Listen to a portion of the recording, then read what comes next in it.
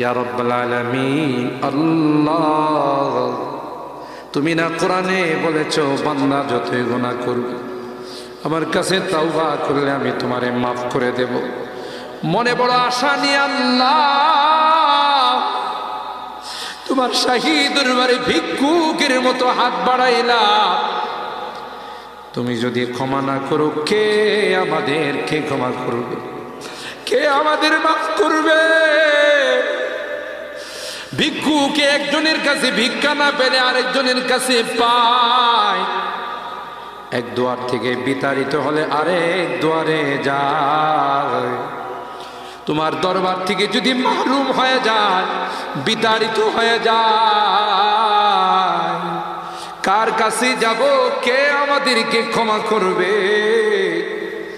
মালিক রে, কাঙ্গালের মতো হাত বাড়াইলাম, তাওবা করতেছি, আর জীবনে কোনোদিন নামাজ ছাড়ব না, আর জীবনে কোনো গুনাহ করব না, আর জীবনে কোনোদিন বেপরদায় চলব না, আর কোনোদিন সুদি লেনদেন করব না। কিয়ামতের কঠিন ময়দানে আমাদেরকে তুমি গুনাহগার বলে ডাক দিও না।